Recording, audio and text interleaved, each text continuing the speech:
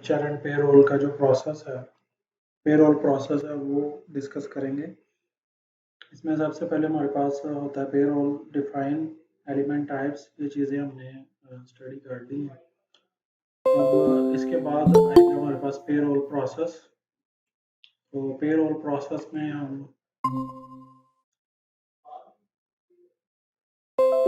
आज हम payroll process के बारे में डिस्कस करेंगे। इसमें दो चीज़ें हमने कल की थी, जिसमें एक था एम्प्लॉई एडवांस, हमने यहाँ से दिया था एम्प्लॉई एडवांस और एम्प्लॉई लोन। तो बाकी यहाँ पे कंप्लीट आपको पता है कि यहाँ पे एम्प्लॉई डिफाइन होते हैं, फिर उसको सैलरी लगती है, उसको शिफ्ट लगती है, उसके बाद उसको एलिमेंट्स जो लगाने होते हैं वो लगाते हैं, ठीक। तो उसके बाद ये यहाँ पर पेरोल प्रोसेस रन होता है, जिस फिर सैलरी दोबारा से बनाए। अटेंडेंस रजिस्टर से मैंने बताया था कि यहाँ से हम अटेंडेंस लगा सकते हैं इसकी सारी।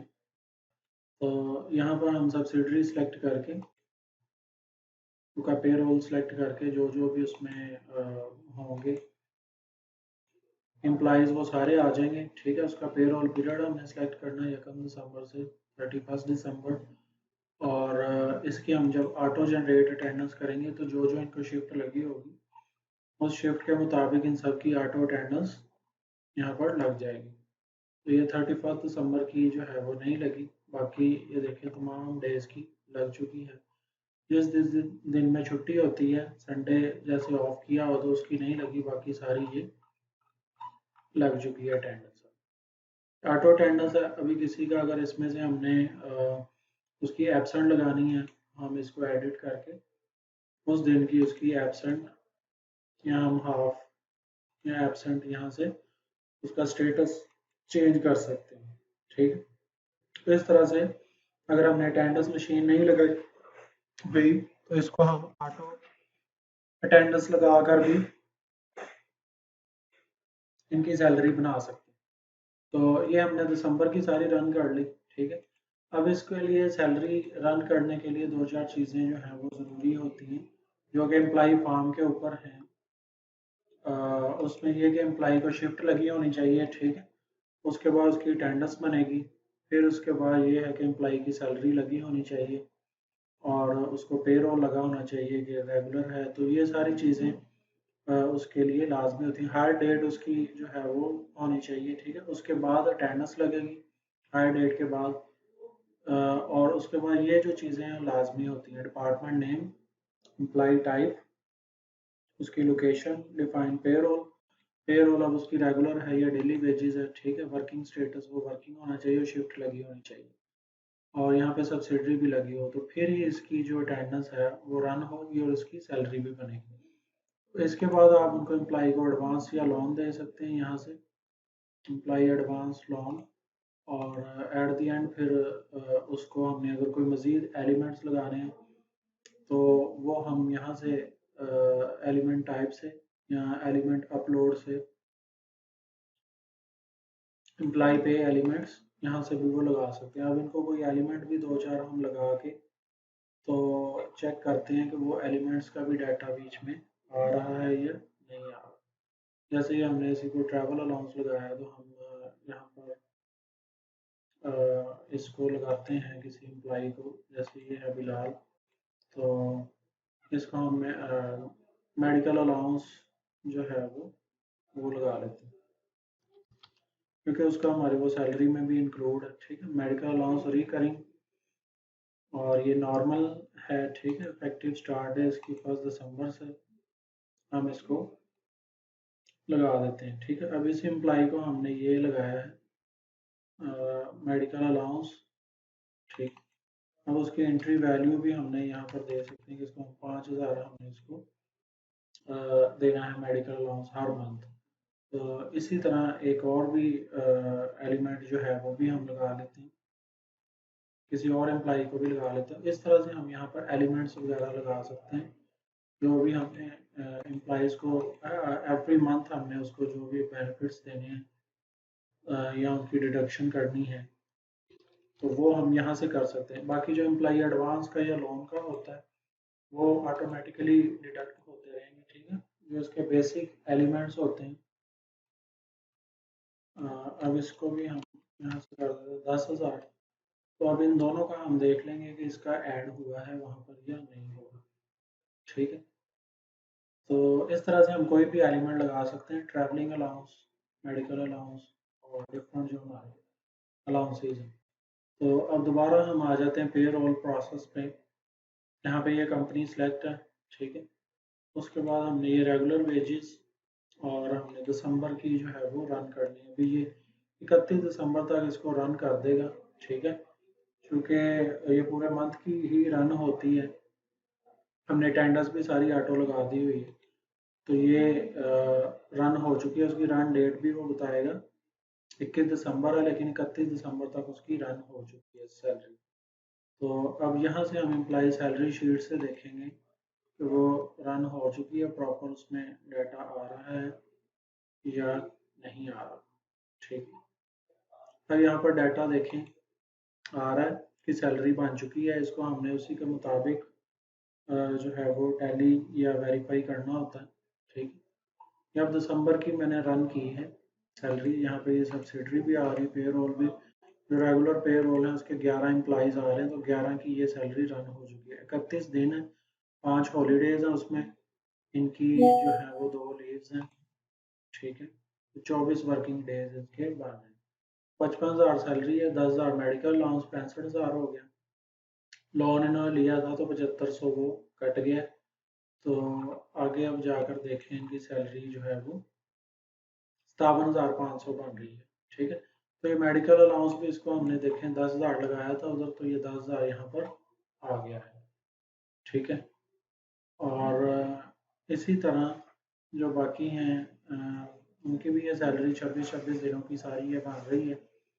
इसका 4,000 लोन था, 12,000 एडवांस था, वो डिडक्ट हो गया। ठीक है, और बाकी जो एम्प्लॉयज़ हैं सारे, उनकी भी बन चुकी है। अब जिनकी नहीं बनी, उनका ये हो सकता है कि उसको कोई पे रोल टाइम जो है वो डिफरेंट लगी हो। अभी हमने जो पे रोल रन किया वो रेगुलर मंथली पे रोल के ऊपर इसको रन किया। ठीक है, और इसके बाद इसका जो प्रोसेस होता है, हमने यहाँ से देख लेनी कि सैलरी सबकी ठीक बन गई है। अगर तो वो ठीक बन गई है तो इसके बाद अगर नहीं सही तो यहाँ से रिवर्स करके हमने दोबारा इसको चेंज करना है। अगर ठीक बन गई है, यहाँ से फिर हम रिजल्ट्स देख सकते हैं अकेले अकेले एम्प्लॉय के। ठीक है, उसके यहाँ पे पे रोल हम सेलेक्ट करके, तो एम्प्लॉय नेम सेलेक्ट करके, तो यहाँ पे उसके हम रिजल्ट्स देख सकते हैं। अब यहाँ पर देखें, उसको सारे जो एलिमेंट्स लगे, बेसिक सैलरी 55,000 लगी हुई है। ठीक, तो डिटेल में हर एलिमेंट का हमने अगर देखना हो इसको, तो वो हमें यहाँ से पता चलेगा उसका सारा जो जो उसको चीज़ें लगी हुई। इसके बाद इसका नेक्स्ट प्रोसेस होता है कि हमने इसका कॉस्टिंग प्रोसेस रन करना होता है। ठीक है, कॉस्टिंग प्रोसेस ये होगा कि इसकी जो अकाउंटिंग बन रही है वो ऑटोमेटिकली हमारे पास जो जेबी जर्नल वॉचर होता है वहाँ पर वो रन हो जाएगी, वहाँ पर जेबी इसका बन जाएगा। जैसे ये 1 दिसंबर से 31 दिसंबर तक ये हमने सैलरी रन कर ली है, तो इसका मैं जनरेट जेबी करता हूँ। ठीक है, तो ये इसकी कॉस्टिंग मतलब कि रन हो चुकी है। पहले जो सैलरी बनी है वैसे उसने रिजल्ट्स दिखाए हैं, लेकिन उसकी कोई एंट्री नहीं थी हुई। लेकिन जैसे हमने यहाँ पर ये एंट्री कर ली, तो ये देखिए अभी 5,02,210 की ये एंट्री हो चुकी है सैलरी की। और तमाम एम्प्लॉयज़ का ये जो है वो सैलरी बन चुकी है यहाँ पर, और उसके जो जो डिडक्शन होने वाली थी, जो जो भी काम होने वाले सारे होके बाद में इसकी नेट सैलरी जो है वो बन चुकी 5,02,210। ठीक है, जो एडवांस कटने वाला था वो कट चुका है, जिसको मेडिकल अलाउंस दिया हुआ है, मेडिकल अलाउंस लग गया इसको 10,000 का। ठीक है, सैलरी पेएबल में ये ऐड हो गया। लोन टू एम्प्लॉइज था तो वो क्रेडिट हो रहा है, उसका डिडक्ट हो रहा है सैलरी में से। ठीक है, इस तरह जो सैलरी एडवांस होती है वो भी उनकी कट रही है यहाँ पर, लोन टू एम्प्लॉइज वगैरह। ठीक है, इसी तरह एम्प्लॉई एडवांस जो किसी को दिया वो भी कट के सारा यहाँ पर ये सामने इसका वोचर ऑटोमेटिकली बन जाएगा, हर एम्प्लॉई का अपना अपना। इस तरह इकट्ठा वोचर भी आप इसका देख सकते हैं, ये इक्वल होगा दोनों साइड से। ये कॉस्टिंग प्रोसेस रन करने के बाद ये यहाँ पर ऑटोमेटिकली वाउचर बन जाएगा। ठीक है, तो कॉस्टिंग प्रोसेस के बाद इसका जो होता है, इसको अगर हमने रिवर्स करना तो यहाँ से दोबारा इसको भी रिवर्स कर सकते हैं। अब कॉस्टिंग प्रोसेस के बाद हमारा जो नेक्स्ट प्रोसेस होता है, इसको हमने प्री पेमेंट्स पे जाके इनकी पेमेंट करनी होती है। ठीक है, तो ये स्टेप्स आपने याद रखने। पहला स्टेप हो गया कि अटेंडेंस उनकी बनेगी। ठीक है, एम्प्लॉई एडवांस लोन पूरा जब मंथ हो गया, अटेंडेंस उसकी सारी वेरीफाई करनी है आपने अटेंडेंस रजिस्टर से। उसके बाद प्रोसेस रन करना है हमने, और फिर प्री पेमेंट्स पे जाके या उधर सैलरी शीट पे जाके हमने देखी सैलरी सबकी ठीक बन रही है। अगर तो ठीक बन रही है, डिडक्शन वगैरह ऑटो हो चुकी हैं, तो उसके बाद हम कॉस्टिंग प्रोसेस उसका रन कर देंगे, उसका जेबी डाल जाएगा। फिर हमने प्री पेमेंट्स पर आ जाना। प्री पेमेंट्स पे आके हम इसकी सैलरी जो है वो पे करते हैं वन बाय वन अपने अकाउंट से, या इकट्ठी भी पे कर सकते हैं। इसका भी ऑटोमेटिकली जो जेबी पेमेंट वाउचर है वो डाल जाएगा। यहाँ से हमने इसका ध्यान रखना है कि हम वही मेक श्योर करेंगे कि वही हम इसका सिलेक्ट करेंगे पे रोल जो इसका बन रहा है। अब सबकी यहाँ पे नेट पेएबल जो सैलरी है, जो हमारी एम्प्लॉई शीट के मुताबिक, सैलरी शीट के मुताबिक वो बन रही थी, यहाँ पर आ रही है। तो इसको हम सबको सिलेक्ट करके या सिलेक्ट ऑल करके, तो इसको जो है वो पे आउट कर सकते हैं। मेक पेमेंट, मेक पेमेंट पे जाएंगे, यहाँ पे हम कैश अकाउंट सेलेक्ट करेंगे या बैंक सेलेक्ट करेंगे। ठीक है, या जितनी सैलरी हमने कैश से देनी है वो भी सिलेक्ट कर सकते हैं। पेमेंट डेट हम सेलेक्ट करेंगे। ठीक है, 21 हम आज ही दे देते हैं, एडवांस है। तो इसकी जो है टोटल नरेशन बन रही है salary paid for the month of December. तो ये नॉर्मली तो आपके बाद में ही बनेगी। ठीक है, लेकिन अभी हमने चूँकि दिसंबर की रन की है, तो इसको मैंने पे कर दी। अब ये यहाँ से देखें, पेएबल अमाउंट सारी ख़त्म हो चुकी है, और ये इसकी पे हो चुकी है। इसका वाउचर कहाँ पर आएगा, वो यहाँ पर आएगा मेक पेमेंट्स में। मेक पेमेंट्स में अगर हम यहाँ पर देखेंगे, पहला ही वाउचर है ये 21 दिसंबर को हमने इन सब की जो सैलरीज थी वो पे कर दी हुई है।